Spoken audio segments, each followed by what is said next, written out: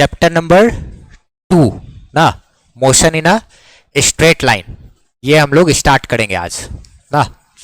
Chapter number 2 नए NCERT के हिसाब से, ठीक है। सबसे पहले समझेंगे motion in a straight line, यानी कि इस चैप्टर में जो ऑब्जेक्ट है जो चलेगा वो सीधा लाइन में चलेगा, ठीक है। सीधा लाइन में जो मोशन होगा उसी के बारे में हम लोग पढ़ाई करेंगे, ठीक है। अच्छा, सीधा लाइन में भी एक एक्सिस में अगर चल रहा है, जिधर इधर एक्स एक्सिस है, वाई एक्सिस है, तो इस तरफ अगर कोई ऑब्जेक्ट ऐसे चल रहा है सीधा, ये तो इसी के बारे में हमको बात करना है। वही है मोशन इन अ क्या, स्ट्रेट लाइन, सीधा लाइन में जो ऑब्जेक्ट चलता है उसी के बारे में। फिर इसके बाद जो एक चैप्टर है वो है मोशन इन अ प्लेन, उसमें ऐसे चलेगा ऑब्जेक्ट, ठीक है, या फिर ऐसे, तब उस पर बातचीत करेंगे। तो इस वाले चैप्टर में हम लोग को सिर्फ क्या करना है, सीधा स्ट्रेट लाइन वाला, यानी कि एक सीधा लाइन में अगर जो ऑब्जेक्ट चल रहा है उसी पर हम लोग बातचीत करेंगे, उसी से रिलेटेड सारा पढ़ाई करने वाले हैं इस चैप्टर में, ठीक है। अच्छा, तो सबसे पहले एक बात हम लोग समझते हैं थोड़ा सा रेस्ट और मोशन के बारे में ना। अगर कोई भी ऑब्जेक्ट है, ठीक है, तो उसको देख करके ये नहीं बताया जा सकता है कि वो हमारा रेस्ट में है या फिर मोशन में।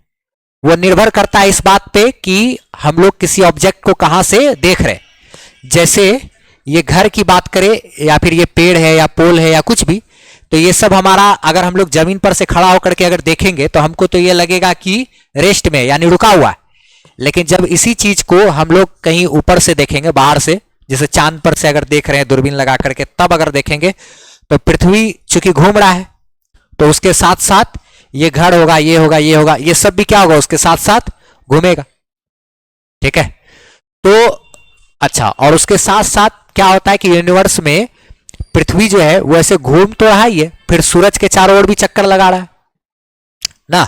अच्छा, और प्लस ये यूनिवर्स ऐसे फैल भी रहा है, तो सब काफी दूर तो चलता है, यानी अगर चांद पर से देखे तो वही चीज चलता हुआ नजर आएगा।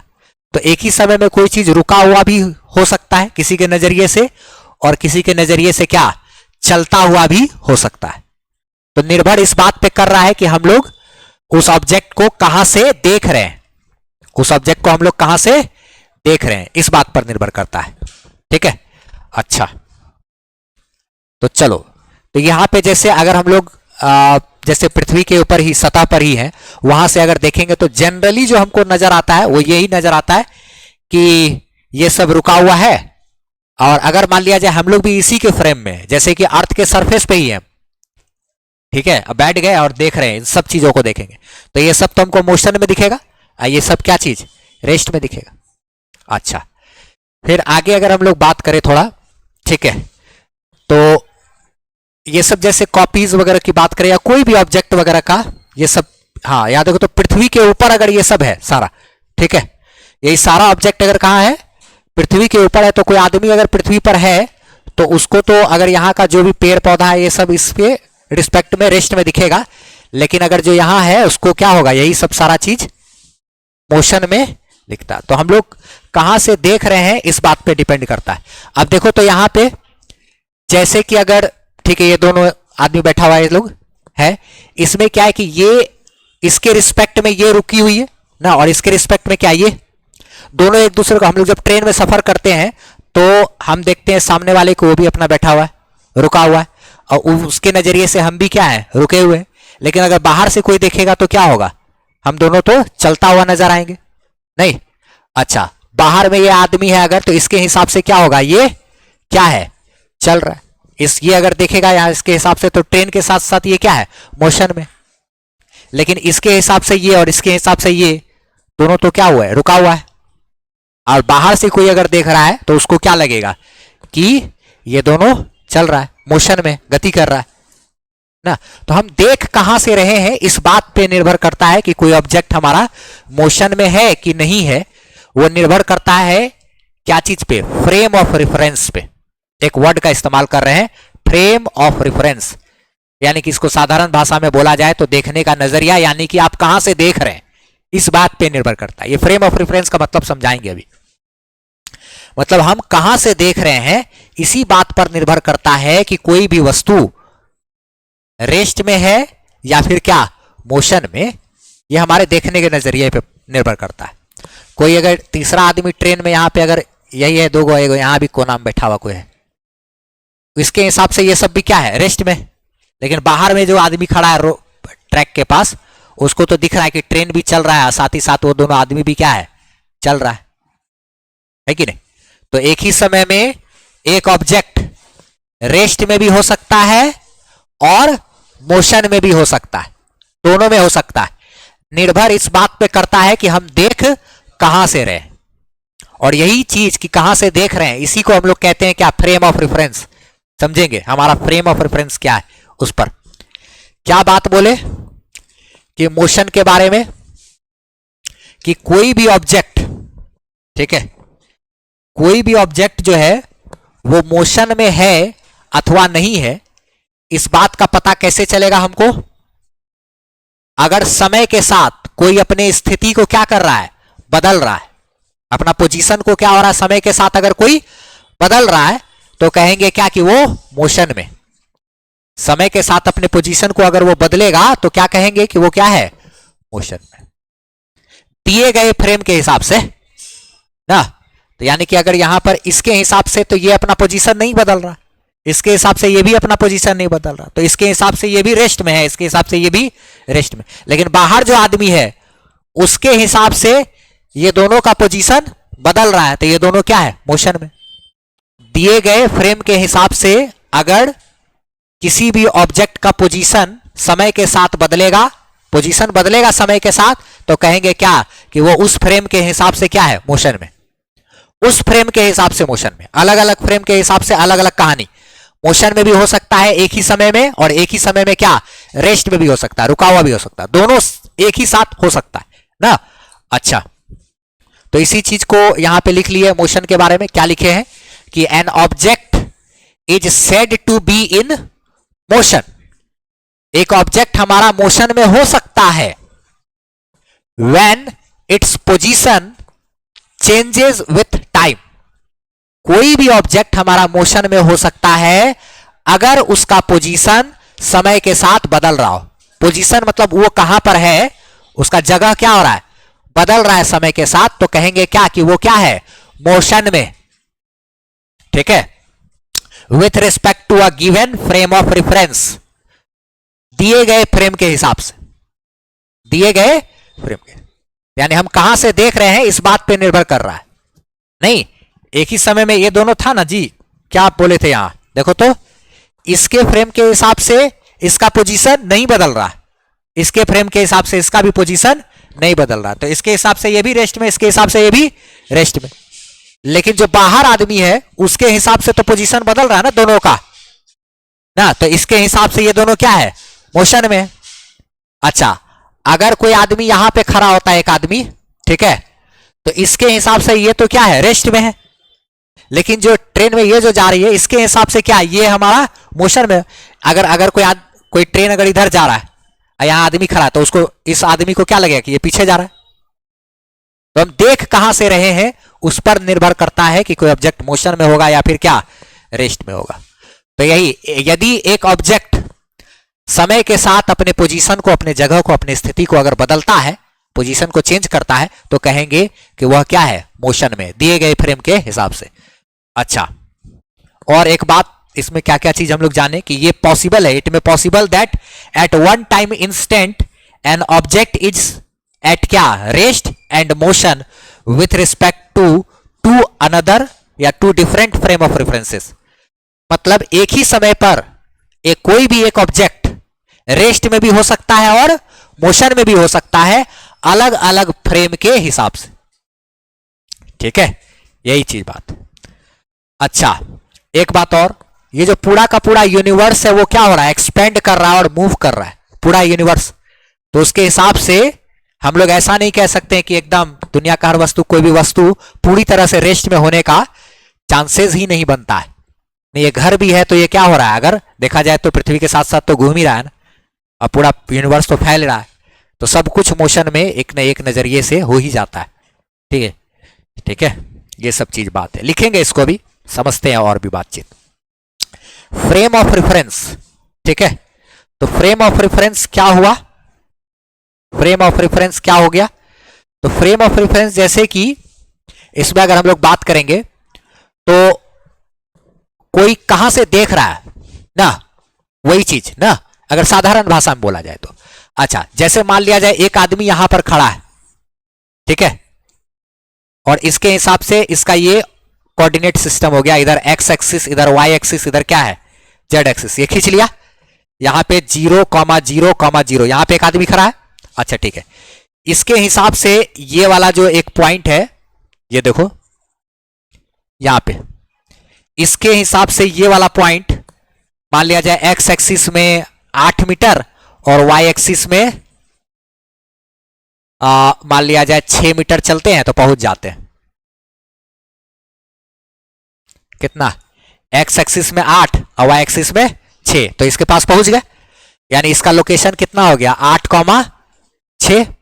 अच्छा, एक और आदमी है जो यहां पे खड़ा है, मान लो यहां पे खड़ा है, इसके हिसाब से ये ऐसे कोऑर्डिनेट खींचा है, इधर इसका एक्स, इधर खींच लिया है वाई, इधर खींच लिया है क्या जेड, ठीक है।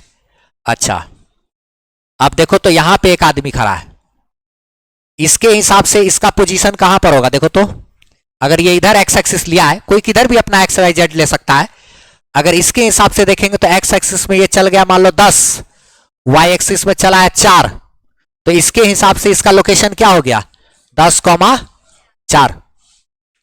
तो एक ही पॉइंट का अलग अलग फ्रेम के हिसाब से अलग अलग लोकेशन हो सकता है ना। जैसे उसके हिसाब से वो पास में, मेरे हिसाब से थोड़ा दूर, मेरे हिसाब से अलग कोऑर्डिनेट बनेगा, एक्स में इतना चलेंगे, वाई में इतना चलेंगे, जेड में इतना चलेंगे तो पहुंचे, उसके हिसाब से मैं एक्स में कुछ, वाई में जेड कुछ अलग। तो फ्रेम ऑफ रेफरेंस एक प्रकार का कोऑर्डिनेट सिस्टम हो गया, जैसे कि ये अपना एक आदमी यहां पर एक्स वाई जेड ऐसे खींच लिया है, तो ये अपना इसका एक फ्रेम हो गया, इसका एक अपना एक फ्रेम हो गया। और फ्रेम ऑफ रेफरेंस को साधारण भाषा में बोले तो कौन कहां से खड़ा होकर देख रहा है ये चीज, ठीक है। जैसे ट्रेन के अंदर ही एक कोई बैठा हुआ था तो उसका अपना अलग फ्रेम है, कोई बाहर में खड़ा है तो उसका अपना एक अलग फ्रेम, कोई चांद पर है तो उसका अपना एक अलग फ्रेम, कौन कहां से खड़ा होकर देख रहा है तो सबके लिए अलग अलग दिखाई देगा सब कुछ, ठीक है। तो फ्रेम ऑफ रेफरेंस क्या है? It is the system of coordinate, वही एक्स वाई जेड का जो कोऑर्डिनेट खींचते हैं ना, उसी को हम लोग फ्रेम ऑफ रेफरेंस कहते हैं। Selected by the observer in order to observe the motion, किसी भी मोशन को देखने के लिए, किसी भी जो गति हो रहा है, जो मोशन हो रहा है, जैसे कार का चलना, उसको देखने के लिए अगर कोई अब सोच लिया कि चलो हम इधर खींचेंगे, इधर क्या एक्स एक्सिस, कार इधर जा रही है ना, इस तरफ हम ले लिए एक्स एक्सिस, उधर वाई एक्सिस, जेड एक्सिस ऐसे करके, तो एक्स एक्सिस में चल रहा है। कोई और दूसरा आदमी हो सकता है वो उसी के तरफ क्या अपना वाई एक्सिस ले लिया है, ठीक है, कोई फिर एक्स अलग जेड अलग। तो अब इसमें क्या है, ये एक्चुअली में क्या हुआ, कोऑर्डिनेट सिस्टम है जो कोई भी ऑब्जर्वर चूज करता है किसी भी मोशन को देखने के लिए। जैसे एक आदमी ट्रेन के अंदर भी बैठ करके देख सकता था, और क्या ट्रेन के बाहर से भी देख सकता है किसी चीज को, तो सबके लिए अलग अलग अपना फ्रेम ऑफ रेफरेंस होता है, कौन कहां से देख रहे हैं, बस यही चीज साधारण भाषा में। ये अलग अलग हो सकता है अलग अलग लोग के लिए, फ्रेम ऑफ रेफरेंस अलग अलग लोग के लिए अलग अलग हो सकता है। मतलब इसी चीज को हम यहां से देख रहे हैं तो कोई वहां से देख रहे हो, ये वो कैमरा जो है क्या, सबके लिए अपना अपना अलग अलग फ्रेम ऑफ रेफरेंस की बात करें तो खैर वो तो हल्का सा चर्चा करना था हमको, बस यही सिखाना था कि भाई एक ही समय में एक ऑब्जेक्ट रेस्ट में भी हो सकता है, मोशन में भी हो सकता है, ये निर्भर करता है इस बात पे कि हम लोग देख कहां से रहे, वही चीज क्या है फ्रेम ऑफ रेफरेंस, ठीक है। अच्छा, इसी में हमको खास चीज जो समझना है वो है ये पोजीशन, यही मेन चीज समझना है, ठीक है। पोजीशन क्या होता है वो समझते हैं। पोजीशन मतलब स्थिति, कि कोई ऑब्जेक्ट किस जगह पर है वही उसका पोजीशन हुआ। जैसे अगर मान लिया जाए, वही अभी थोड़ा सा बताए थे ना एक कोऑर्डिनेट सिस्टम वाला, जैसे यहां पर इस वाले फ्रेम के हिसाब से इस बिंदु का जो पोजीशन है वो क्या है 8,6, इस वाले फ्रेम के हिसाब से इस बिंदु का पोजीशन क्या है 10,4। तो पोजीशन का मतलब किसी के बारे में, किसी के लोकेशन के बारे में जानकारी, किसी के लोकेशन के बारे में जानकारी ही हमको क्या बताता है पोजीशन। जैसे कि यहां पे पोजीशन की बात करें, अगर हम लोग ऐसे करके खींच दिए एक्स एक्सिस वाई एक्सिस, ठीक है, ये है 2 है 4 है 6 है, यहां पे क्या है 8 है, और कोई ऑब्जेक्ट यहां पर दिया हुआ है, मान लो यहां पर एक ऑब्जेक्ट, कोई ऑब्जेक्ट है, तो अब हम क्या बोलेंगे कि इसका पोजीशन क्या है, ऑब्जेक्ट का पोजीशन x बराबर 4 मीटर पे, ये उसका क्या हो गया पोजीशन, यही उसका क्या हो जाएगा, तो इस ऑब्जेक्ट का पोजीशन क्या है x बराबर 4। तो पोजीशन का मतलब कौन सा चीज कहां पर रखा हुआ है, बस इसका जानकारी ही क्या है पोजीशन। किसी भी ऑब्जेक्ट के लोकेशन का कंप्लीट जानकारी ही क्या बताता है, पोजीशन बताता है। हमको बता दिया कि वो ये x बराबर 4 मीटर पे है, तो इसका पोजीशन हो गया, ये a है, ये a का पोजीशन। अगर कोई b है ऑब्जेक्ट और यहां पे है, तो कहेंगे क्या कि b का पोजीशन क्या है x बराबर 6, a का पोजीशन क्या है x बराबर 4, और अगर कोई c है, ठीक है, तो इसका पोजीशन क्या है x बराबर 8। कोऑर्डिनेट सिस्टम में बताना है कि कोई ऑब्जेक्ट कहां पर है उसका ही जानकारी देना हमारा क्या कहलाता है पोजीशन। ये सब नॉर्मल इंट्रोडक्शन की बात करें, जैसे यहां पे देखो क्या चीज लिखे, it is the complete information about location of the object. कोई ऑब्जेक्ट के लोकेशन का पूरा जानकारी देना ही पोजीशन को बता रहा है। कोई ऑब्जेक्ट का लोकेशन बताना ही क्या है पोजीशन ना। It is the complete information about location of the object with respect to a given frame of reference. मतलब दिए गए फ्रेम के हिसाब से जो कोऑर्डिनेट बताएंगे ना, वो उसके हिसाब से पोजीशन देगा।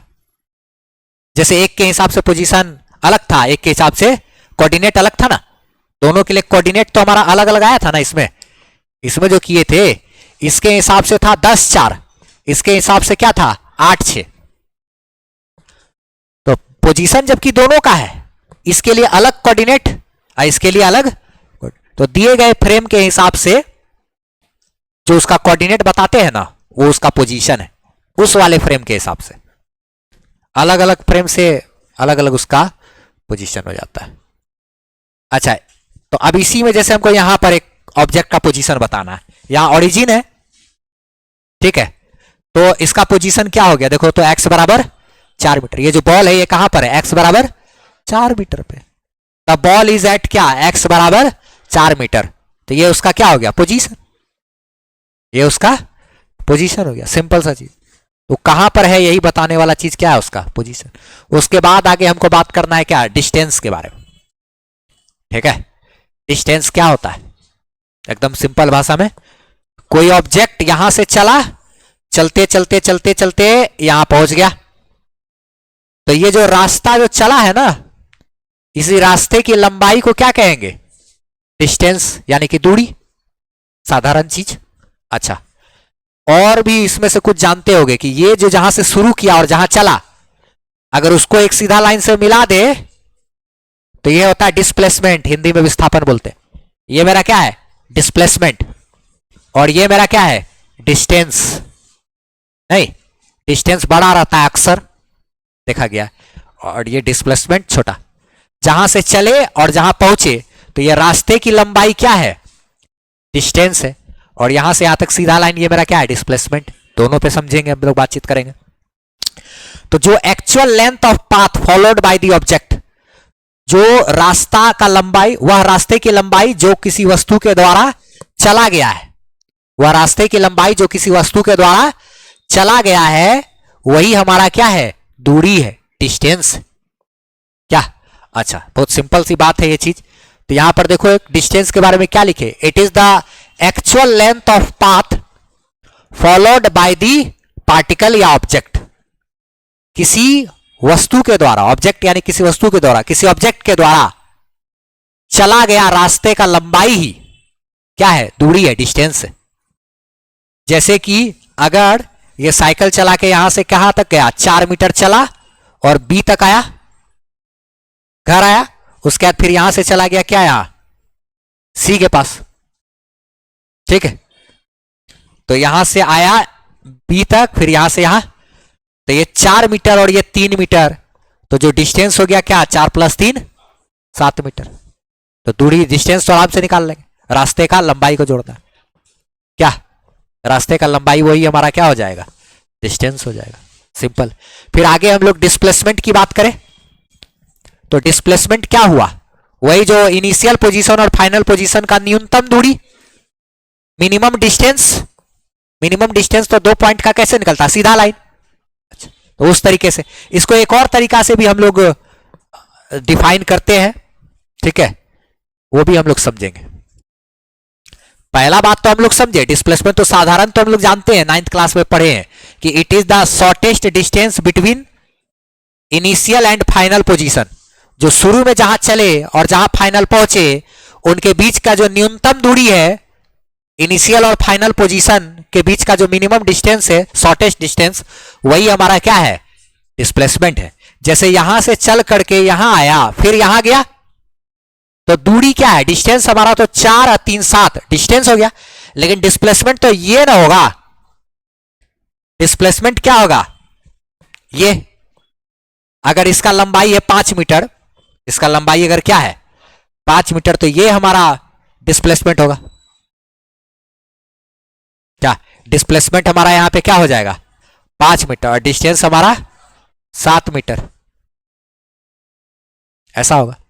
तो यहां से चल के यहां गया फिर वहां गया, तो ये हमारा दूरी है, डिस्टेंस 4 3 7, लेकिन डिस्प्लेसमेंट यहां से यहां तक सीधा दूरी क्या, ये कितना है, जैसे अगर 5 है उदाहरण में तो 5 मीटर, ठीक है।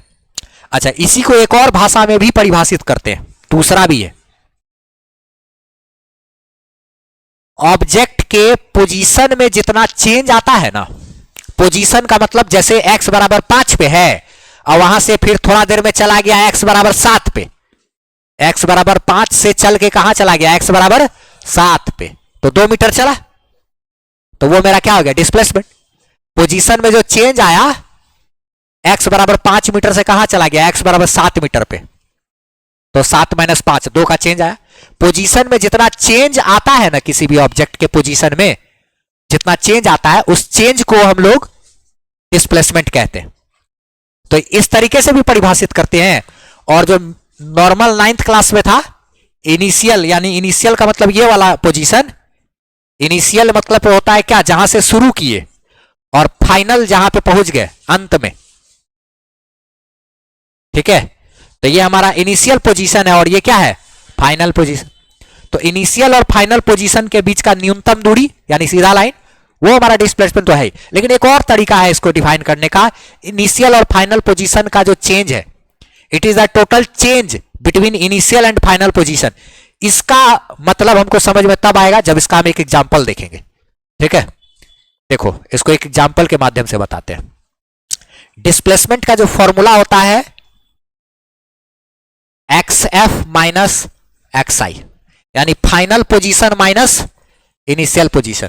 इसको हमको अभी इस्तेमाल करके दिखाना पड़ेगा, तब समझ में आएगा। फाइनल पोजीशन, ये क्या है, इनिशियल पोजीशन। ये क्या कह रहा है उसको समझाना पड़ेगा अभी, जब तक इसको ऐसे नहीं करेंगे तब। अच्छा, एग्जांपल इसका देंगे तब ये क्लियर होगा। अभी सब्र किया जाए जरा सा, 1 मिनट। ऐसा यूनिट की बात करें तो डिस्प्लेसमेंट को क्या चीज में नापते हैं, मीटर में। तो यूनिट इसका क्या हो जाएगा, मीटर, यानी कि क्या चीज से, एम से डिनोट करेंगे। मीटर इसका डिस्प्लेसमेंट हो गया, क्या हो गया, यूनिट हो गया, ठीक है। अच्छा, इसमें एक सवाल वाल भी है, सब देखते हैं। चलो देखो, आगे समझो, आगे समझो। जैसे कि हम लोग जो वहां पे चेंज इन पोजीशन की बात किए, तो एक बताए कि x बराबर 5 पे है और वहां से चला गया x बराबर कहां पे, 7 पे, तो टोटल पोजीशन में चेंज कितना है, 2 का। वही चीज हमारा डिस्प्लेसमेंट देता है, ठीक है। अभी उस पर रिलेटेड सवाल भी एक करेंगे, ठीक है। एक सवाल है यहां पर, देखो, जैसे यहां क्वेश्चन नंबर 3, इसी में देखो, इसमें क्या बोल रहा है, पार्टिकल है, मूव कर रहा है एक्स एक्सिस पे, एक्स एक्सिस पे चल रहा है, यानी यहां से स्टार्ट किया, जाके फिर घूम करके वापस यहां आ गया।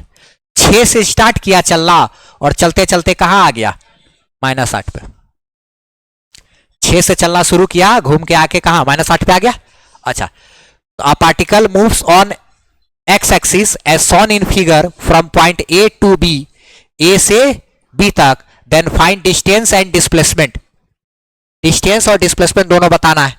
यहां से चलना शुरू किया, जाके घूम के यहां आ गया, तो डिस्टेंस हमारा देखो तो कितना आएगा, देखो तो यहां से यहां 2 2 चल रहा है ना, 2 2 4, फिर वापस आया 2 6 2 8 2 10 2 12 2 14 2 16 18 20 22 24, यहां तक आया, फिर वापस आया 24 2 26। तो ये पूरा रास्ता 2 2 4 2 6 2 8 2 10 2 12 2 14 2 16 2 18 2 20 2 22 2 24 और 2 26, रास्ता का पूरा लंबाई 26 मीटर। लेकिन अगर हमको डिस्प्लेसमेंट बोलेगा तो देखो 2 तरीके से निकालेंगे डिस्प्लेसमेंट को। यही ना, यहां से यहां तक का दूरी चाहिए ना, तो ये कितना है, 2 2 4 2 6 2 8 2 10 2 12 2 14 मीटर। बोलो 14 मीटर। ये शुरू वाला और ये अंतिम वाला दोनों को सीधा लाइन से जोड़ दिए तो 14 मीटर आया। अच्छा, अब इसी को निकालने का एक और तरीका, और वो ज्यादा परफेक्ट तरीका है। क्यों है परफेक्ट वो भी बताते हैं। हम क्या बोले, डेल्टा एक्स बराबर क्या बताया फॉर्मूला, एक्स एफ माइनस क्या एक्स आई। जरा उसको करके देखो तो फाइनल पोजीशन कहां पर है, -8। एक्स एफ कौन होगा, फाइनल एक्स क्या है, ये मेरा क्या हो जाएगा एक्स एफ, और ये मेरा क्या हो जाएगा कहलाएगा एक्स आई। यानी कि ये शुरू वाला पोजीशन और ये फाइनल पोजीशन। फाइनल पोजीशन में से शुरू वाला पोजीशन इनिशियल पोजीशन घटा देंगे, अंतिम में से शुरू वाला घटाएंगे तो अंतर पता चलेगा। यही पोजीशन का अंतर ही हमको डिस्प्लेसमेंट बताता है। तो फाइनल पोजीशन कितना है, -8 में से घटाओ इनिशियल पोजीशन क्या है 6 है ना, घटाओ ये कितना आया बताओ तो, डेल्टा एक्स बराबर कितना आया बताओ, -8 -6 -8 -6 -14 मीटर। ये भी आंसर। अब तुम बोलोगे कि इसमें तो माइनस है सर, नहीं नहीं लिखा जाता है, ऐसा बात है कि नहीं लिखा, तो सुनो तो पहले, तरीका है, हर चीज का एक बात है, क्या है मतलब समझते हैं। ये -14 मीटर क्या बता रहा है, और यहां पे 14 मीटर क्यों आया, वहां -14 मीटर क्यों आया, ठीक है, क्योंकि ये ज्यादा अच्छा से डिटेल बता रहा है। देखो क्या है क्यों है ये माइनस, देखो 14 मीटर तो मान तो दोनों में बराबर बता दिया, यानी दोनों तो मान सही ही बता रहा है, लेकिन यहां माइनस क्यों आया। माइनस आने के पीछे का लॉजिक ये है, वो ये बता रहा है कि हम तो 6 से स्टार्ट किए थे चलना, यहां से 14 मीटर तो आपको चलना है, लेकिन माइनस का मतलब आपको यहां से 14 मीटर निगेटिव एक्सिस की तरफ जाना है, ये वो बता रहा है। 14 मीटर टुवर्ड्स क्या, निगेटिव एक्स एक्सिस। ये माइनस साइन यही बता रहा है कि 14 मीटर किधर हो जाएगा, निगेटिव एक्स एक्सिस की तरफ। यहां पे से 14 मीटर आपको चलना तो है, लेकिन 14 मीटर किधर चलना है भाई, निगेटिव एक्स एक्सिस की तरफ। ये वो कहना चाहता है, गाल पे हाथ नहीं रखना है सबको, से दूसरा दुनिया में चल जाता आदमी, क्या क्या ख्याल आने लगता है, सब नहीं करना है। देखो तो यहां से डिस्प्लेसमेंट हम क्या बोले, -14 मीटर, यानी कि 14 मीटर तो होगा, और माइनस मतलब किधर, निगेटिव एक्सिस।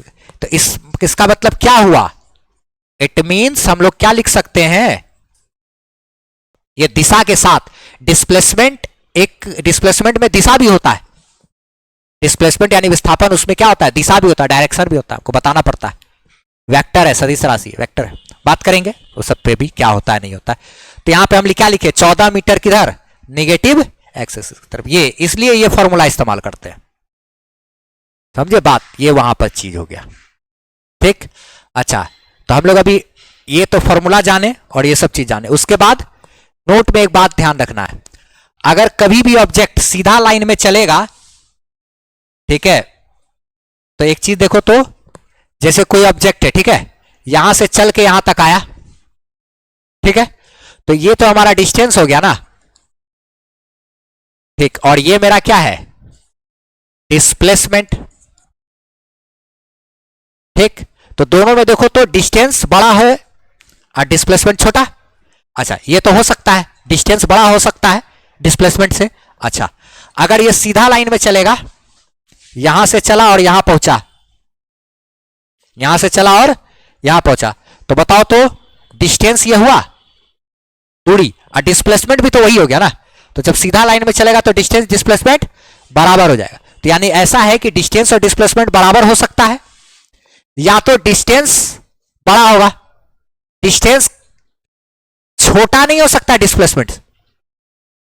डिस्टेंस क्या होगा अक्सर, या तो बड़ा होगा या तो दोनों बराबर होगा। यही सब बात को यहां पे हम लोग नोट डाउन करके लिखे हैं कि distance and displacement both will be equal if object moves on a straight line. अगर ऑब्जेक्ट सीधा लाइन में चलता है तो डिस्टेंस और डिस्प्लेसमेंट क्या होगा, बराबर। Moves on a straight line without changing its direction, बिना दिशा को बदले हुए यदि कोई ऑब्जेक्ट बिना दिशा को बदले हुए यदि कोई ऑब्जेक्ट सीधा लाइन में चलता है तो डिस्टेंस और डिस्प्लेसमेंट दोनों बराबर होगा। यदि कोई ऑब्जेक्ट बिना दिशा को बदले हुए सीधा लाइन में चलता है तो डिस्टेंस और डिस्प्लेसमेंट दोनों क्या होगा, बराबर होगा। और एक बात, डिस्टेंस बड़ा हो सकता है, डिस्टेंस में be greater than displacement. Distance जो है, दूरी जो है, वो डिस्प्लेसमेंट से बड़ा हो सकता है, बट लेकिन क्या, displacement can not be greater than distance. लेकिन जो डिस्प्लेसमेंट है वो हमारा डिस्टेंस से बड़ा नहीं हो सकता, डिस्प्लेसमेंट हमेशा छोटा होता है। यानी किसी बात को लिखे, डिस्टेंस जो है वो डिस्प्लेसमेंट से या तो बड़ा होगा या तो उसके बराबर होगा। ये सब बात इसमें हम लोग जाने, ठीक है। अब हम लोग को इसके बाद कुछ क्वेश्चंस करना है, ठीक है। अच्छा चलो देखो, एक क्या क्वेश्चन कह रहा है। पहला क्वेश्चन अपने पास सामने कि एक आदमी है जो कि 30 मीटर जाता है किधर, नॉर्थ के तरफ, और फिर takes a right turn and goes 30 meter again and finally he takes a left turn. अच्छा इतना इतना जाता है, फिर उसके बाद रुक जाता है, तो डिस्टेंस डिस्प्लेसमेंट देखो। तो एक आदमी है जो जा रहा है किधर, नॉर्थ के तरफ। पहले ऐसे नॉर्थ साउथ कैसे बनता है, इधर ऊपर में नॉर्थ होता है, इधर साउथ। अच्छा दाहिनी ओर, अच्छा तो इधर फेस के तरफ ईस्ट होता है, पूरब, इधर क्या होता है, वेस्ट। ऊपर नॉर्थ उत्तर, नीचे दक्षिण, इधर ईस्ट यानी पूरब, इधर पश्चिम। अच्छा इसमें देखो तो क्या बोला क्वेश्चन में कि एक आदमी है जो 30 मीटर जाता है किधर, नॉर्थ के तरफ, ठीक है। 30 मीटर किधर जा रहा है, नॉर्थ के तरफ, ठीक है। ऐसे 30 मीटर गया, अच्छा नॉर्थ के तरफ, ठीक। उसके बाद फिर क्या हो रहा है देखो तो, चला 30 मीटर किधर गया, नॉर्थ के तरफ, ठीक है। अच्छा उसके बाद फिर टेक्स अ राइट टर्न, इसके बाद एक राइट टर्न लेता है और फिर जाता है कितना, 30 मीटर, ठीक है। तो एक सीधे ऐसे गया, फिर इधर चला गया, अच्छा फिर 30 मीटर गया अगेन। अच्छा उसके बाद and finally he takes a क्या, लेफ्ट टर्न। फिर उसके बाद एक लेफ्ट टर्न लेता है, जैसे ऐसे गया नॉर्थ के तरफ 30 मीटर, फिर बोल रहा है क्या कि एक दाहिने तरफ मुड़ गया और फिर 30 मीटर चला, और फिर उसके बाद बायां तरफ मुड़ा, और फिर उसके बाद कितना चला, 10 मीटर, और वहां जाकर के यहां जाकर के क्या हो गया है, रुक गया। तो यानी कि यहां से चलना स्टार्ट किया ऐसे ऐसे, फिर ऐसे, यहां जाके क्या हो गया, रुक गया। अच्छा ठीक है, तो अब इसमें हमको क्या करना है कि डिस्टेंस और डिस्प्लेसमेंट पता करना। तो डिस्टेंस तो हमारा आराम से निकल जाएगा, डिस्टेंस कितना आएगा, 30 30 60 और 10 70। अच्छा फिर उसके बाद डिस्प्लेसमेंट की बात करें अगर, तो डिस्प्लेसमेंट देखो तो ये है ना, ठीक है। तो डिस्प्लेसमेंट ये है, तो ये दूरी हमको निकालना पड़ेगा, ए बी, क्या ए बी दूरी अगर हमको निकालना होगा तो कैसे निकालेंगे देखो तो। अच्छा इस टाइप का चीज देखो तो जरा सा, ये वाला दूरी हमको निकालना है, तो ये 30 है, तो ये भी क्या हो जाएगा 30। अच्छा ये 10 है, तो ये भी क्या हो जाएगा 10। अच्छा ठीक, तो उसके बाद देखो तो ये दूरी हमारा कितना हो गया 40, और ये क्या है 30, और हमको यही ए बी चाहिए, ए बी और ये क्या हो गया, ये 40 और ये क्या हो गया 30। अच्छा ये ए बी चाहिए ना, तो ये ए बी कैसे निकलेगा, एच हो गया ना, रूट अंडर 30 का स्क्वायर प्लस क्या 40 का स्क्वायर, तो 30 दिया 900, 4 चौके 1600, 16 9 2500, क्या आया 50। तो यही हमारा क्या हो गया, डिस्प्लेसमेंट बराबर 50 मीटर। ये हमारा डिस्प्लेसमेंट बराबर क्या आ गया 50 मीटर। नहीं ये हुआ, आगे बात करते हैं क्वेश्चन नंबर 2। देखो तो क्वेश्चन इसमें क्या कह रहा है कि एक आदमी है जो कि सेमी सर्कुलर ट्रैक पर चलता है जिसका रेडियस है 2 मीटर, एक एंड से दूसरे एंड की तरफ जाता है, तो डिस्टेंस और डिस्प्लेसमेंट बताइए। यानी कि एक सेमी सर्कुलर ट्रैक का मतलब अर्धवृत्त है ऐसे करके, ठीक है, और इसका जो रेडियस है वो आर बराबर कितना दिया हुआ है 2 मीटर, ठीक है। अच्छा ये क्या है 2 मीटर, ठीक। कहां से गया, ए से चलकर कहां तक, बी तक। हमको बोला क्या कि डिस्टेंस और डिस्प्लेसमेंट बताइए। तो डिस्टेंस जो होगा वो तो ये पूरा दूरी, ठीक है, यहां से कहां तक, यहां तक। तो ये जो डिस्टेंस यहां से यहां तक गया, ये डिस्टेंस कितना होगा 2 पाई आर।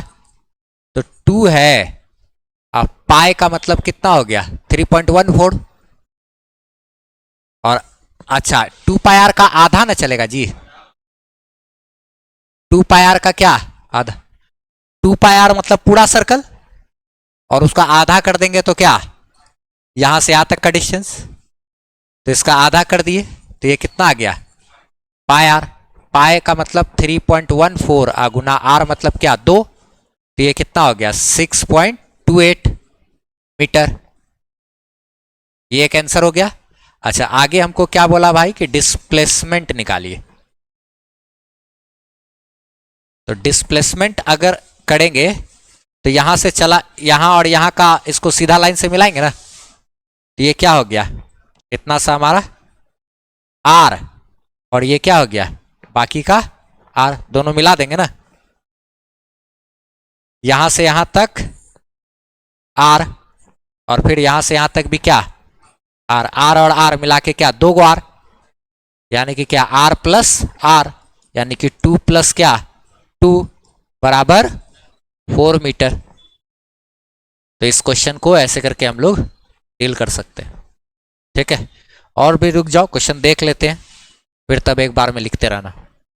ये वाला देखो तो, ये जो है ये क्वेश्चन तो हम लोग कर लिए थे ना लास्ट क्लास में।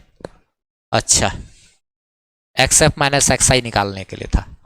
फिर आगे एक चीज ये देखो, अगला क्वेश्चन क्या बोल रहा है कि एक पार्टिकल दिया हुआ है जो कि एक्स एक्सिस में चल रहा है और टाइम के साथ उसका फंक्शन इतना दिया हुआ है, जो कि एक्स बराबर क्या है 3t², ठीक। क्या बोला कि then find displacement between t बराबर 1 सेकेंड से t बराबर 5 सेकेंड के बीच। तो डेल्टा एक्स डिस्प्लेसमेंट बराबर होता है क्या एक्स एफ माइनस एक्स आई। अच्छा देखो तो ये चीज कैसे निकलेगा, तो एक बार ये जो मेरा टाइम होगा, इनिशियल टाइम जो है मेरा क्या है 1 सेकेंड, और जो फाइनल टाइम है मेरा क्या है 5 सेकेंड। तो जब इनिशियल टाइम को इसमें डालेंगे तो एक्स आई निकलेगा, एक्स एफ माइनस एक्स आई होता है, फाइनल एक्स माइनस शुरू वाला एक्स। तो एक बार इसके जगह पे क्या 1 डालेंगे तो एक्स आई बराबर क्या आ जाएगा, देखो तो इसमें 1 डालेंगे तो ये क्या आएगा 3 मीटर, और जब ये वाला टाइम डालेंगे इसमें तो एक्स एफ आएगा, एक्स एफ कितना होगा 5 इसमें डालेंगे तो 25 25 दिया क्या 75 मीटर। तो यानी कि शुरू में 3, जब टाइम 1 सेकेंड था तो वो 3 मीटर पे था, जब टाइम 5 सेकेंड हुआ तो 75 मीटर पे चला गया। क्या बोले, एक बार टाइम 1 सेकेंड इसमें डाले तो एक्स आई हमारा 3 मीटर आया, जब टाइम हम लोग 5 सेकेंड इसमें डाले तो कितना आ गया 25 25 दिया 75 मीटर। यानी कि पहला सेकंड पे 3 मीटर पे था, पांचवा सेकंड पे 75 मीटर पे पहुंच गया। तो डिस्प्लेसमेंट कितना हो गया? 75 माइनस 3 यानी कि क्या? 72 मीटर। कुछ इसमें समझने में दिक्कत हो तो बोलो। आगे का क्वेश्चन देखो, ये वाला क्वेश्चन दिए थे बनाने के लिए, ये भी। इसमें भी क्या करना है हमको? सेम टू सेम वैसा ही सवाल है, पिछला सवाल के जैसा। क्या पिछला सवाल के जैसा ही ना है? इसमें भी हमको क्या करना है? एक्स का इक्वेशन ये दिया हुआ है, क्या दिया हुआ? 3t² plus 4t। एक्स बराबर, उसको सॉल्व कर देते हैं। क्या दिया हुआ है? एक्स बराबर 3t² प्लस क्या है? 4t। अच्छा ठीक है, इनिशियल टाइम हमारा कितना दिया हुआ है इसमें देखो तो? 1, अब फाइनल टाइम 5। इनिशियल टाइम 1, अब फाइनल टाइम क्या दिया हुआ है? 5। तुम ही लोग बताओ इसमें हम क्या करें? हमको बोला है डिस्प्लेसमेंट निकालने। हमको डिस्प्लेसमेंट का क्या फॉर्मूला होता है? XF माइनस XI, यही ना? चलो जरा सा XF और XI को पता करते हैं। XI हमारा कैसे निकलेगा? XI निकालने के लिए हमको क्या करना पड़ेगा? इक्वेशन में, x के इक्वेशन में ti को डालना पड़ेगा, तब निकलेगा। इक्वेशन है क्या भाई अपने पास? चूंकि x बराबर दिया हुआ है 3t² प्लस 4t, हमको निकालना है xi। इसका मतलब क्या हो गया? x का वैल्यू कहां पर? t बराबर 1 सेकेंड पर। x का वैल्यू t बराबर 1 सेकेंड पे। तो इसमें देखो तो 3 गुना टाइम की जगह क्या किए? 1 का स्क्वायर प्लस 4 इंटू 1 किए। तो ये देखो तो xi हमारा कितना आया?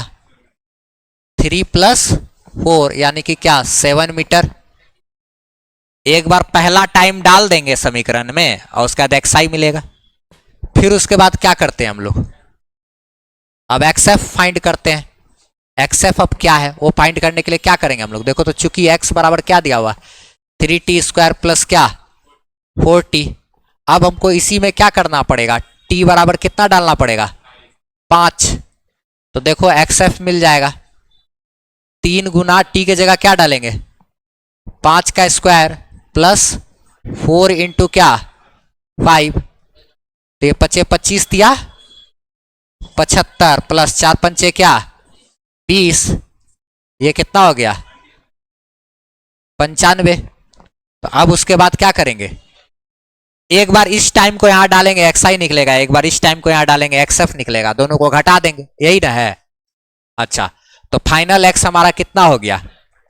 95। अब माइनस 7, 95 में से 7 गया कितना? 88 मीटर।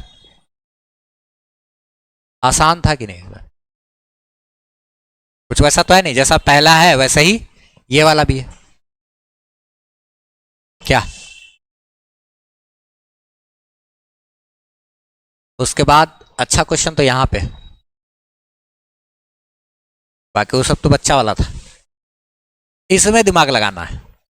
ये मेन क्वेश्चन क्या बोला कि एक व्हील है जिसका रेडियस क्या दिया हुआ है? कैपिटल R, वो घूम रहा है, ठीक है। और what will be the displacement of a point P, ये P पॉइंट का डिस्प्लेसमेंट क्या होगा in half rotation of the wheel? Half rotation का मतलब ये यहां से घूम करके यहां आया, ये क्या है? यहां का पॉइंट ऐसे घूम करके क्या हो जाएगा? यहां आ जाएगा ना। इसको तो समझना पड़ेगा अच्छे तरीके से, अपना जो दिमाग है उसका इस्तेमाल करना पड़ेगा। ये ऐसे घूमेगा जब तो यहां आएगा ना। इसको बताने के लिए हमको चाहिए होगा कुछ ऐसा चीज। देखो ये है ना, इसमें क्या हो गया? ये चीज यहां से घूम करके हमको यहां तक आएगा और उसी में हमको पता करना है, ठीक है। तो देखो जरा सा, जैसे कि यहां पर कोई एक पॉइंट है, अब देखो यहां ये वाला पॉइंट है, यही ना है? ऐसे करके यहां पे पॉइंट है, ठीक है। इस पॉइंट को क्या हुआ? ये यहां से ऐसे करके एक चक्कर ऐसे करके लगाया और घूमते घूमते यहां पे आ गया। तो आधा चक्कर हुआ ना इसका, नीचे से ऊपर पहुंच गया। नीचे से ऊपर पहुंच गया तो क्या हो गया? आधा चक्कर हुआ। बाकी फिर से वापस आ जाएगा तब ना पूरा एक चक्कर होगा। हमको बोला आधा चक्कर में what will be the displacement of point P in half rotation, आधा चक्कर में, यानी कि यहां से कहां गया है, यहां से चलते चलते यहां पहुंचा, यही ना। अच्छा अच्छा अच्छा, तो देखो तो जरा सा, यही चीज घूम करके कहां चला गया होगा, यहां पर आया, यहां पे एक पॉइंट चलाया, और इस दौरान देखो तो इधर कितना दूरी तय किया होगा, जरा हमको सोच करके बताया जाए, बताओ जरा सोच करके बताओ तो जरा सा। ये ऐसे जो घुमा होगा कितना घुमा होगा, 2 पाई आर का आधा। जरा देखो ये कितना दूरी घूम रहा है, देखो तो ये यहां है, गौर से देखना, ये दूरी घुमा, जब यहां तक आया तो यही ना दूरी चला है, ये आधा दूरी है ना, पूरा सर्कल का आधा, यानी कि क्या 2 पाई आर का आधा। 2 पाई आर का आधा का मतलब ये बिंदा यहां पहुंच गया, तो यहां से यहां तक का दूरी उस वक्त कितना होगा, पाई आर, उस वक्त का दूरी सिर्फ पाई आर। बहुत बारीकी से है, और यही हमारा क्या है, डिस्प्लेसमेंट। अच्छा, और इसका जो हाइट होगा वही तो इसका रेडियस, रेडियस कितना 2r, डायमेंशन यही ना इसका, क्या बोलते हैं इसको, व्यास यानी कि डायमीटर, यही ना उसका है। तो अब इसका और इसका ये निकालेंगे, यही ना हाइपोटेनस, यानी कि इसकी को क्या h से सूचित किए, तो h बराबर क्या आ जाएगा, रूट अंडर 2r, हा, इसका स्क्वायर और इसका स्क्वायर, पाई आर का होल स्क्वायर प्लस क्या 2r का होल स्क्वायर। देख रहे हो क्वेश्चन दिमाग लगाना था, यहां क्या करना है, इसका pi square r square plus क्या 4r square, r square common, तो आर स्क्वायर को कॉमन ले लिए, तो पाई स्क्वायर प्लस क्या रहा 4, रूट आर बाहर आ जाएगा, तो यही h बराबर, हाँ h बराबर आर बाहर आएगा, तो r root under pi square plus क्या 4, यही तो मेरा क्या है डिस्प्लेसमेंट। तो डिस्प्लेसमेंट बराबर r root under pi square plus क्या 4, तो हमारा आंसर क्या हो गया, सी नंबर। जे इसमें लॉजिक लगाना था, दिमाग लगाना था। उसके बाद हम लोग को अगला टॉपिक पढ़ना है, पहले सबको लिख लिया जाए, इसके बाद आगे टॉपिक पर बात करेंगे। हम लोग को समझना है थोड़ा सा क्या स्पीड क्या होता है, ठीक है। स्पीड हम लोग जानते हैं, सब लोग उससे अवगत है अच्छे तरीके से, डिस्टेंस बाय टाइम नॉर्मल, अच्छा ना। स्पीड हो गया यूनिट टाइम में कितना डिस्टेंस तय करते हैं, मतलब प्रति सेकंड कितना दूरी तय करते हैं, वही हमारा क्या है स्पीड नॉर्मल, है ना। अच्छा, स्पीड भी अगर हम लोग चर्चा करेंगे तो स्पीड हमारा एवरेज, इंस्टेंटेनियस, 2 प्रकार का हो सकता है, ठीक है।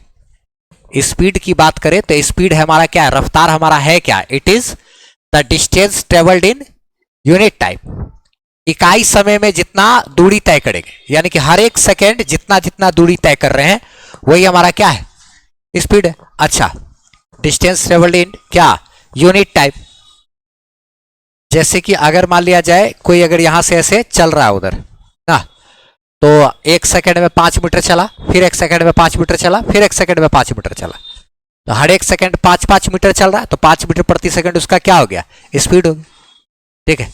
इसके बाद स्पीड को हिंदी में चाल कहते हैं ना। स्पीड के बाद एक टर्म हम लोग को पढ़ना है वेलोसिटी, वेलोसिटी भी एक टर्म होता है जिसको हिंदी में वेग बोलते हैं। वेलोसिटी जो है वो क्या होता है, स्पीड में अगर हम डायरेक्शन दे दें, दिशा की भी बात करने लग जाएं स्पीड के साथ साथ, तो वो फिर हमारा वेलोसिटी बन जाएगा, वेग बन जाएगा। स्पीड में दिशा दे देंगे तो वो क्या बन जाएगा वेलोसिटी उधर। तो अभी हम लोग इसमें दिशा का कोई बातचीत नहीं करेंगे, सिर्फ स्पीड है भैया, इतना है, इतना किलोमीटर प्रति घंटा से इधर जा रहा है, इतना मीटर प्रति सेकंड से है, चल रहा है, बस चल रहा है, चल रहा है, लेकिन किस दिशा में चल रहा है उसका चर्चा नहीं करेंगे। अच्छा, ये भी स्पीड भी 2 प्रकार का हो सकता है। एक इस प्रकार से सोच सकते हैं हम लोग कि एवरेज स्पीड की बात कर सकते हैं। एवरेज स्पीड क्या हुआ, मतलब टोटल जितना दूरी चला भागा टोटल जितना टाइम लगा। जैसे पूर्णिया से कटिहार 30 किलोमीटर का सफर, और अगर कोई 12 बजे चलता है और 2 बजे पहुंचता है, ठीक है, तो 2 घंटा समय लिया। 2 घंटा में अगर कोई बस 30 किलोमीटर की सफर तय कर रही है, तो इसका मतलब बस का जो औसत चाल यानी कि एवरेज स्पीड जो है, एवरेज स्पीड बस का क्या हो जाएगा, 30 किलोमीटर भागा 2 घंटा, तो 30 भागा 2 यानी कि 15 किलोमीटर प्रति घंटा। तो ये एवरेज स्पीड हुआ ना, कि औसत इसका इतना स्पीड है, एवरेज स्पीड इतना है। लेकिन क्या जो बस पूर्णिया से कटिहार गई होगी, 30 किलोमीटर का सफर 2 घंटा में तय किया होगा, तो क्या हमेशा उसका रफ्तार एक समान होगा क्या 15 का? नहीं, उसका रफ्तार हो सकता है कभी ज्यादा कभी कम। क्या? तो अलग अलग समय पर रफ्तार उसका अलग अलग हो। तो किसी खास समय पर क्या रफ्तार है वो हमारा कहलाएगा क्या, इंस्टेंटेनियस स्पीड, यानी उस पल का स्पीड। और एक होता है क्या, एवरेज स्पीड, यानी कि औसत पूरा। ठीक है, तो 2 प्रकार का स्पीड होता है, सब पे बातचीत करेंगे हम लोग। स्पीड का जनरल फॉर्मूला जो हम लोग 9th क्लास में जानते हैं वो क्या है, डिस्टेंस बाय टाइम। ये जो स्पीड देता है ये हमारा कौन सा स्पीड देता है, ये एक्चुअल में हमको बताता है क्या, एवरेज स्पीड के बारे में। ये फॉर्मूला जो हमको दे रहा है एवरेज स्पीड। अगर हम total distance by total time करेंगे तब इसका ऐसा यूनिट क्या होगा, मीटर पर सेकेंड। स्पीड को हम लोग मीटर पर सेकेंड में नापेंगे। अगर कोई चीज किलोमीटर प्रति घंटा में दिया हुआ है, किलोमीटर पर आवर में दिया हुआ है, तब नोट एक बात, अगर कोई चीज किलोमीटर पर आवर में दिया हुआ है उसको गुना कर देंगे 5/18 से, तो वो हमारा मीटर पर सेकेंड में बदल जाएगा। जैसे 72 किलोमीटर पर आवर, तो उसको 5/18 से गुना करेंगे तो मीटर पर सेकेंड में आ जाएगा रफ्तार।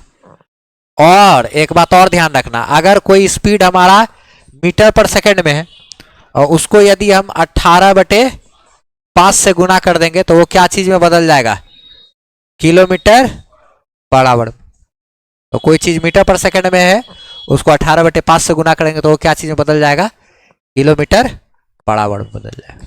ठीक है, तो ये सब चीज छोटा छोटा ध्यान रखना है। इसको पहले लिखो तब हम स्पीड का जो है टाइप वगैरह बताते हैं। ठीक है, या ऐसे और भी अगर हम लोग देखें, रुक जाओ, चर्चा हमको करना ही है। क्या करना है, टाइप ऑफ स्पीड। ठीक है, तो 2 प्रकार का है। एक तो हमारा जो बात करेंगे क्या है, एवरेज। एवरेज स्पीड तो हम लोग जानते हैं क्या, एवरेज स्पीड तो हमारा क्या हो जाएगा, total distance by total time. Total distance यानी टोटल जितना दूरी तय किए हैं भागा क्या, टोटल टाइम जितना लगा। टोटल डिस्टेंस भाई क्या करेंगे, टोटल टाइम करेंगे, तो ये हमारा क्या आ जाएगा, एवरेज स्पीड आ जाएगा। अच्छा, इसी में एक चीज और होता है क्या, इंस्टेंटेनियस स्पीड, यानी कि ये हमको बताता है किसी दिए गए समय पर क्या रफ्तार है ना, किसी दिए गए समय पर क्या रफ्तार है वो बताएगा ना।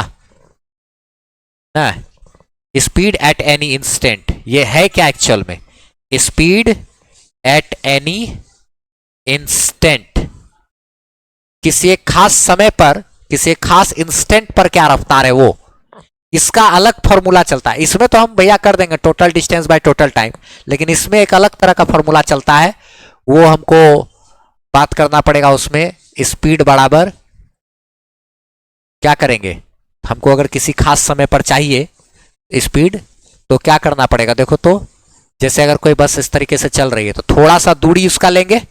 जैसे 12 बजे चला और पहुंचा है 2 बजे, तो 12:30 बजे जो होगा 1 सेकंड का टाइम अगर बात करें, 12:30 बजे अगर 1 सेकंड का टाइम का अगर बात करें तो उसमें थोड़ा सा दूरी को क्या करेंगे,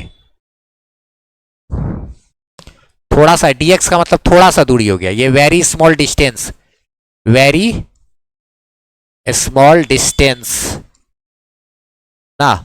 अब भागा ये थोड़ा सा दूरी चलने में जो टाइम लगा है dt, ये क्या है, वेरी स्मॉल टाइम।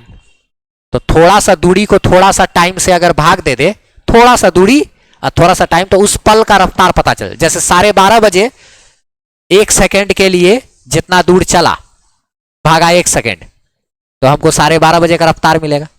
12:30 बजे हम लोग अगर देखें, 12:30 बजे वो जो दूरी तय किया, तो उस समय का दूरी 1 सेकेंड का थोड़ा सा दूर का दूरी और भागा थोड़ा सा देर का क्या समय, तो उस समय का रफ्तार बताएगा। फिर अगर हमको रफ्तार जानना 1 बजे, तो 1 बजे जो दूरी वो चला भागा क्या समय, थोड़ा सा दूरी भागा समय करेंगे तो वो इसका एक अलग फॉर्मूला है। इसका इंस्टेंटेनियस स्पीड अगर हमको निकालना होगा तब हमको करना पड़ेगा थोड़ा सा दूरी भागा थोड़ा सा समय। अब ये वाला चीज देखने में तुमको डिफरेंशिएशन लगता होगा, कोई जो डिफरेंशिएशन बेसिक क्लास में किया हो। कौन कौन ऐसे बच्चे हैं जो कि एकदम dx/dt कभी देखे ही नहीं, फोटो यानी dy/dx कभी नहीं देखे, डिफरेंशिएशन कभी देखे ही नहीं, नाम ही नहीं सुने, ऐसा कौन कौन है? अच्छा अच्छा, ठीक। तो ये समझेंगे कि ये क्या चीज होता है, वो भी अभी हम लोग बता देंगे, हल्का हल्का उस सब चीज पर भी चर्चा करेंगे। नहीं तो डिफरेंशिएशन का क्लास करना जरूरी है, एक वीडियो लेक्चर दे देंगे डिफरेंशिएशन, उसको देखना पड़ेगा थोड़ा सा, ठीक है, ये भी जरूरी है। हम तो बेसिक क्लास में सारा चीज कराए थे डिफरेंशिएशन का, फिर भी इसमें कोशिश करेंगे कि हल्का हल्का बताते हुए चले, ठीक है। लेकिन अच्छा से अगर करना होगा तो मेरा एक लेक्चर है, उसको देखना पड़ेगा, डिफरेंशिएशन बाय एम एनवर्ड, यूट्यूब पर सर्च करोगे तो उससे भी मिल जाए, या फिर देखते हैं लिंक ही दे देंगे। तो स्पीड, अच्छा इसमें भी हल्का हल्का बताते हैं। अब ये चीज है हमारा क्या, ये बता रहा है क्या, ये हमको डिफरेंशिएशन करने से स्पीड मिलेगा। इस फॉर्मूला के बारे में विस्तार से हमको थोड़ा देर के बाद समझ में आएगा, जब हम डिफरेंशिएशन हल्का हल्का एक बार हल्का से रिकॉल करा देंगे थोड़ा सा, और उसके बाद इससे रिलेटेड एक आध एग्जाम्पल दिखाएंगे। तब इसमें होता क्या है, जैसे कि इक्वेशन सब दिया रहेगा ना, ये पोजीशन का टाइम के साथ, उसको डिफरेंशिएट करेंगे तब हमको स्पीड सब मिलेगा किसी समय। तो इसको समझना है हमको, फिलहाल पहले लिखो इसको, फिर आगे तब इस फॉर्मूला पे चर्चा करते हैं। देखो क्वेश्चन में क्या बोल रहा है, उसको सॉल्यूशन इसका समझते हैं हम लोग, ठीक है। देखो क्वेश्चन क्या बोल रहा है कि एक आदमी जो है वो कवर करता है क्या, अपना आधा डिस्टेंस को v1 स्पीड से और आधा डिस्टेंस को क्या चीज से, v2 स्पीड से। तो बताइए उसका एवरेज स्पीड क्या हुआ। तो आधा डिस्टेंस का मतलब इधर का जितना दूरी, यहां से यहां तक भी उतना ही दूरी, यानी अगर ये दूरी हम मान लिए कि x है, तो ये भी दूरी हमारा क्या होगा x, तब तो टोटल दूरी हो गया 2x, आधा दूरी x और आधा दूरी x। इस यहां से यहां तक आधा दूरी को तय करता है v1 स्पीड से, फिर ये जो आधा दूरी है इसको तय करता है v2 स्पीड से। तो लेकिन दूरी तो बराबर है ना, आधा आधा। अच्छा लेकिन समय बताओ तो क्या दोनों में बराबर होगा? अगर ये v1 ज्यादा स्पीड होगा तो इसमें कम समय लगा होगा, अगर ये v2 स्पीड ज्यादा होगा तो इसमें कम समय लगेगा। तो समय दोनों में अलग अलग, यानी यहां से यहां तक जाने में जो समय लगा होगा, मान लो वो समय क्या होगा t1, तो यहां से यहां तक जाने में जो समय लगा होगा वो समय क्या होगा t2।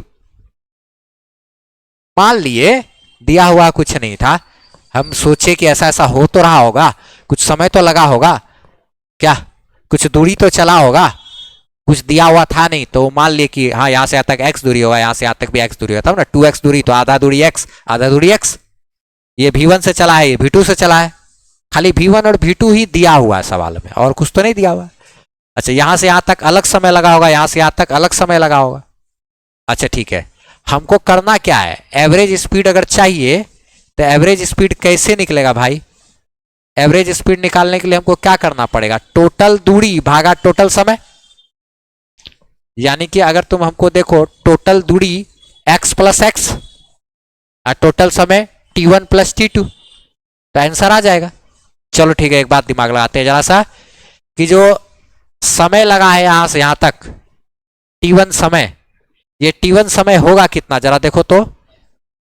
टाइम बराबर क्या होता है, डिस्टेंस बाय स्पीड, क्या, क्योंकि हम लोग स्पीड बराबर पढ़े हैं ना, क्या पढ़े हैं भाई, डिस्टेंस बाय क्या टाइम।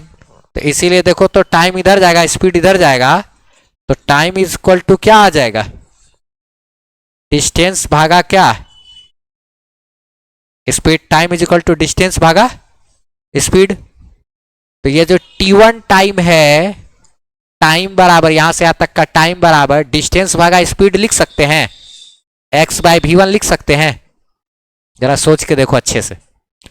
और यहां पर के लिए क्या लिख सकते हैं, t2 टाइम बराबर डिस्टेंस भागा स्पीड, यानी कि x भागा क्या v2 लिख सकते हैं। यहां से यहां तक के लिए समय बराबर क्या, टाइम बराबर डिस्टेंस बाय स्पीड, फिर यहां से यहां तक के लिए टाइम बराबर डिस्टेंस बाय स्पीड, दोनों के लिए किए। अच्छा, अब हमको तो एवरेज स्पीड चाहिए। एवरेज स्पीड का फॉर्मूला जो होता है वो तो टोटल डिस्टेंस टाइम करना है। तो टोटल डिस्टेंस हमारा कितना है, x plus x by total time क्या है हमारा, t1 प्लस t2। तो ये जो हमारा जो एवरेज स्पीड जो आएगा, एवरेज स्पीड अभी निकालेंगे, तो x प्लस एक्स क्या होगा, 2x, क्या बोलो, x प्लस एक्स जुड़ के ऊपर में क्या हो गया। अच्छा, t1 के जगह क्या लिख सकते हैं, x बाय v1, t2 के जगह क्या लिख सकते हैं, x बाय v2, बटे में x बाय v1 प्लस क्या, x बाय v2। अच्छा, इसके बाद अब आगे देखो तो नीचे से x कॉमन निकाल लेंगे, x कॉमन निकाल लेंगे तो 1 बाय v1 प्लस क्या 1 बाय v2, x और x कटेगा, x और x कटेगा तो क्या होगा देखो तो जरा सा, x और x कटा तो ऊपर में बच गया क्या 2, और नीचे में क्या है देखो तो ये वाला टर्म है 1 बाय v1 प्लस क्या 1 बाय v2। तो ये दोनों को जोड़ेंगे कैसे, जोड़ने के लिए एलसीएम नहीं ले सकते, तो दोनों नीचे को गुना करेंगे। दोनों कैसे करेंगे, v1 v2, ये v2 यहां गुना होगा और v1 यहां गुना होता है। अच्छा, तो ये इसमें गुना होगा तो v2, ये v1 इसमें गुना होगा तो क्या हो जाएगा v1। अब ये नीचे वाला टर्म को ऊपर भेज सकते हैं, तो अब ये चीज हो जाएगा 2 v1 v2, अब बाय में v2 प्लस v1।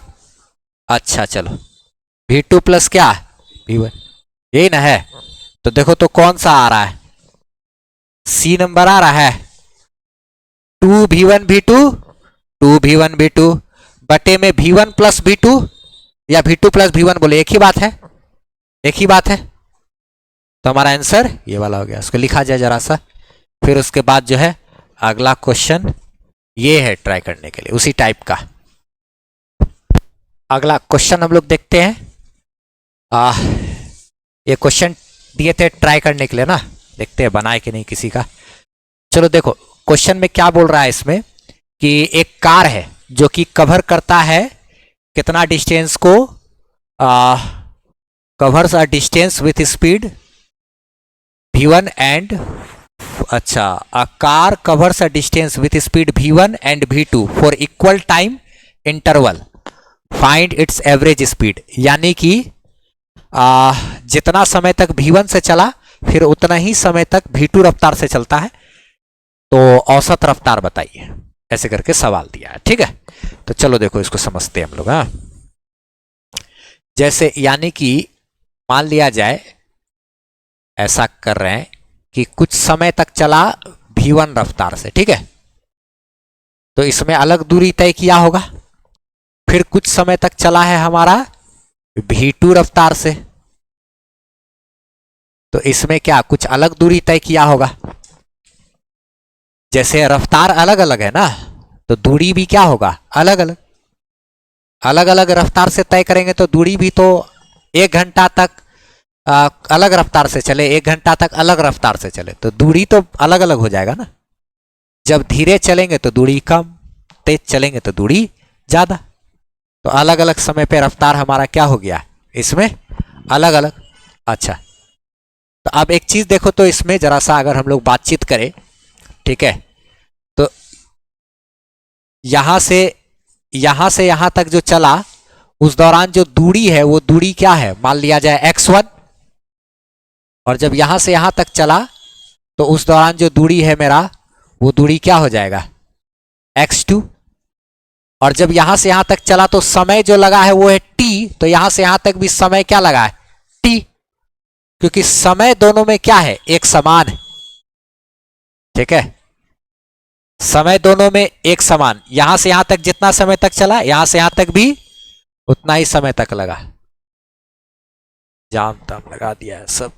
चलो, तो उसके बाद हम लोग आगे इसमें समझते हैं। हमको औसत क्या निकालना है, स्पीड, एवरेज स्पीड निकालना है। तो एवरेज स्पीड के लिए हम लोग टोटल दूरी भागा टोटल समय कर देंगे। टोटल दूरी कितना है, x1 प्लस x2 भागा टोटल समय कितना है, t प्लस टी।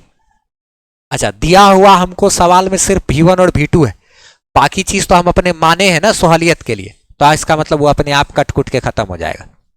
ठीक है, तो चलो जरा सा एक काम देखो, तो जो यहां से यहां तक का जो दूरी है x1, अब देखो तो यहां हमको एक चीज देखो, तो ये दूरी बराबर डिस्टेंस बराबर क्या होता है, क्योंकि हम लोग जानते हैं स्पीड इज इक्वल टू क्या है, speed is equal to distance by क्या होता है, टाइम। तो इसीलिए हम लोग यहां पे हम लोग क्या लिख सकते हैं, डिस्टेंस बराबर क्या हो जाएगा, स्पीड इंटू टाइम। डिस्टेंस बराबर क्या लिख सकते हैं, स्पीड गुना में क्या, टाइम। अच्छा, तो स्पीड हमारा कितना है, यहां से यहां तक स्पीड हमारा क्या है v1, और यहां से यहां तक टाइम हमारा क्या है t, यहां से यहां तक डिस्टेंस क्या है x1। तो x1 दूरी बराबर, x1 डिस्टेंस बराबर स्पीड इंटू क्या, स्पीड इंटू टाइम। अच्छा, और एक और डिस्टेंस है, डिस्टेंस x2 बराबर क्या हो जाएगा, ये डिस्टेंस x2 बराबर क्या, स्पीड इंटू टाइम। जैसे यहां पे x1 बराबर v1 इंटू टी, तो x2 बराबर v2 इंटू टी क्या, तो यानी कि x2 डिस्टेंस बराबर क्या, v2 इंटू टी। अच्छा, इधर इसको ऐसे लिख सकते हैं ना, तो डिस्टेंस बराबर क्या हो जाता है, स्पीड इंटू टाइम। डिस्टेंस बराबर स्पीड इंटू टाइम, यहां पर भी डिस्टेंस बराबर क्या, स्पीड इंटू टाइम, दूरी बराबर क्या, चाल गुना समय, ऐसे करके। अच्छा, तो हमको देखो, तो जो एवरेज स्पीड अगर निकालना है, एवरेज स्पीड अगर निकालना है, तो एवरेज स्पीड बराबर क्या फॉर्मूला आएगा, टोटल डिस्टेंस भागा क्या, टोटल टाइम। टोटल डिस्टेंस भागा क्या, टोटल टाइम। तो टोटल डिस्टेंस हमारा कितना है, x1 plus x2, x1 plus x2 भागा टोटल टाइम कितना हो जाएगा, t plus T, t plus T. क्या, टोटल दूरी कैसे निकालेंगे, x1 और x2 को जोड़ेंगे तो टोटल दूरी, और टोटल समय कितना है, t प्लस टी, यानी कि क्या, 2t। अच्छा, तो देखो, तो x1 और x2 को जोड़ेंगे तो क्या होगा, v1t, और इधर क्या है, v2t। इधर क्या होगा, v1t प्लस इधर क्या है, v2t भागा t और t जोड़ दिए तो क्या हो गया, 2t। t और t जोड़ दिए तो क्या हो गया, ये 2t। अब इसमें से क्या करेंगे, t हम लोग कॉमन निकाल सकते हैं, तो यानी कि जो हमारा जो एवरेज स्पीड जो आया, ठीक है, एवरेज स्पीड जो आया उसमें हम लोग इधर से क्या कर सकते हैं, जरा देखो तो, हाँ, टी को कॉमन निकाल सकते हैं, और नीचे एगो टी है, कटेगा, हाँ, तो टी को कॉमन निकाल लेंगे तो इधर बच गया v1 प्लस v2, अब भागा में क्या है 2t, तो यहाँ t से t काट देंगे, तो काट देंगे तो क्या हो जाएगा, v1 प्लस v2 अब बाय क्या 2। तो ये हमारा कौन सा ऑप्शन से मैच कर रहा है, देखो तो डी नंबर से, क्या, तो ये हमारा डी नंबर से ऐसे मैच कर गया है कि नहीं।